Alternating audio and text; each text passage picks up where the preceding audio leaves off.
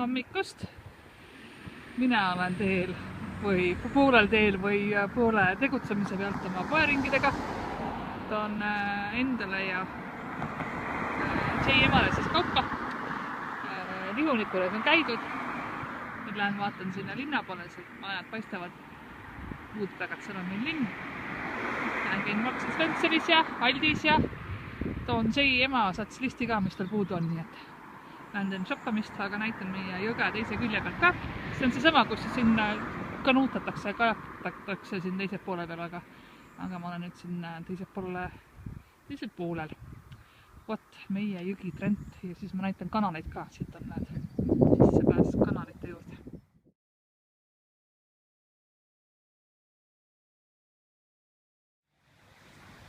Nii, ma olen nüüd, mu pea kohal on see sama suur sõidutee, mis enne taustal verises, ma olen silla all. Siin on meie kanal. Siin on selle madalam ots. Ja ma näitan siit teiselt on paartikliselt selle. Näitan siis, ja siin on nüüd esimene lüüs meil.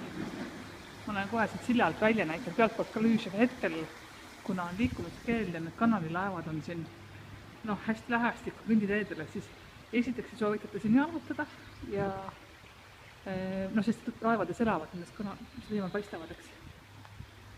Et nendes elatakse. Ja et jalutada ei soovitata ja teiseks nendel samadel kanalilaevadel ei ole ka hetkel luba ajaviite sõite teha. Et nad tohivad mootori käigushoiu sõite teha siin jupikesi, eks ole, aga täna me lüüside avamist ja kinnipanekut ilmselt ei näe. Et siit on meie kanali siis kõrgem ots. Siin on esimene lüüs.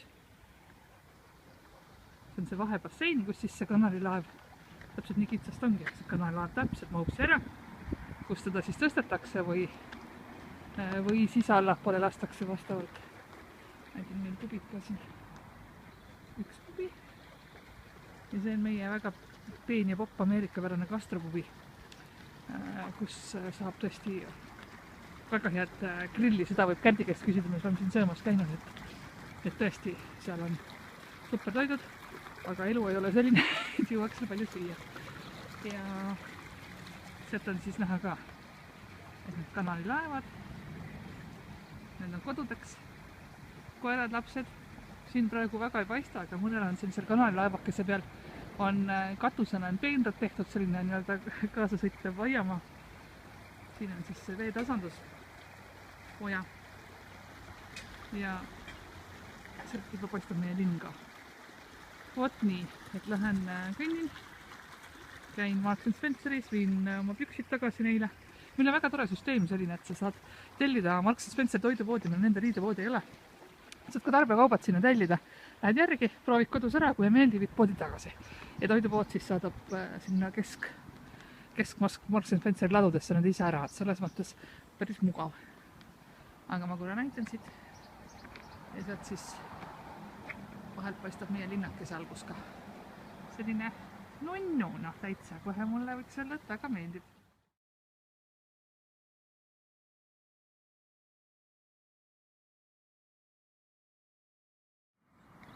Korra näitan siit poolt ka, see on see sama pubi, mille taga siis see kanal oli. Ja jalutan korra peatänavale, et ma vaatan, kui tühi seal on. Et meil üldiselt poed ja asutused pidid kõik kinni olema. Aga nagu näed, siis kui väike linnakene ikka. Aga Eesti väikelinnadega võrreldes on ta muidugi, ma ütleks, et keskmise väikelinnaga võrreldes on ta natuke kabedam. Et see Stone mulle elamiseks iseenesest õudselt meeldiks, et asukoha mõttes on ta ka päris hea, et siin on loodus ümber on hästi ilus, künklik, vahelusrikas. Meie kandi rahvus, või mis rahvus, kui sa oled piirkondlik toit, nagu Eestis on mulgikapsed, on kaerakoogid ehk siis oatcakes, aga mida siis tehakse kaeraõhust pannkookidena. Ja ehk siis kaeraõhuga pannkook tehtud ja sinna sisse keeratakse. Kõige tavalisem täidis on tomatikastme sohad, peekon, natuke tomatit ja juustu lastakse kuumaks ja siis seda süüakse. et mina tavaliselt söön seda nii-öelda inglise hommikusöögi lihavaba versiooni, ehk siis seened, tomatid, muna. Aga jah, et see on niisugune popp asi meil siin. Ma näitan sealt läheb siis suurde pooli. See postkontor, kus peab ootama, et sisse saaks, sest siin lubatakse 2 koppu sisse. Ja see on siis meie linna peatänav, selline põhiliselt jalakäijatele mõeldud tänav. See on see sama, kus meil turud on üldiselt. Ja ta läheb üles Mäkke. Sealt üles minnes, päris nagu linna, ülalinna minnes, et seal elab siis GMA ka, et siit alla Gildi on siis GMA juurde. Aga selline on siis meie peatänav praeguses vaikses perioodis. Vot nii.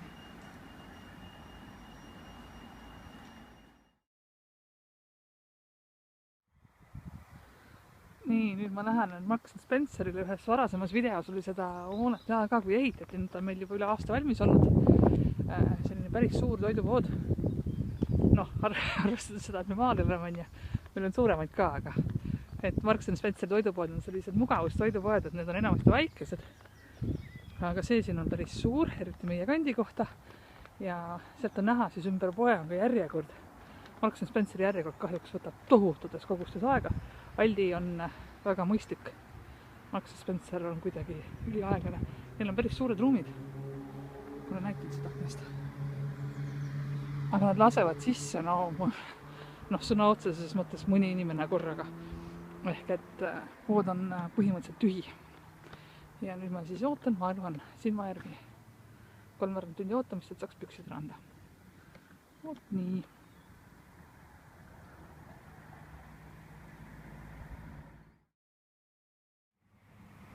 Näitan siis siit Marks & Spenceri eest spordiväljakult või põllu pealt ka. Et selline on siis see Marks & Spencer pärast seda, kui ta on valmis ehitatud. Ühes videost lihtsalt oli tellingute vahel. Ja selleks, et nad saaksid siia ehitusloa, oli tegelikult tingimuseks, et nad ehitavad valmis ka Stone'i spordikeskuse. See oli vana spordikeskus, oli selline lagunenud ja suhteliselt kallis ülal pidada, nii palju kui ma aru sain, siis Marks & Spencer kohustus selle hoone ehitusel jõududega väga tugevalt kaasa lööma. Ja tänu sellele said nad siis loa siia loodusalasse, mis tegelikult on mõeldud sportimise ja läbikäigu ja jalutamisalana. Ja siin siis toimuvad ka igasugused üritused tihti, eks ole, meie laadad ja muud sellised kohalikud ettevõtmised, et said siis loa siia oma toidupood teha. Seal taga on linn ja kanal, kirikuid meil täpselt praegu ei paista ja seal on siis jõgi ja seda taga on siis kodu. Ilm on meil muutlik ja võiks isegi öelda, et külm.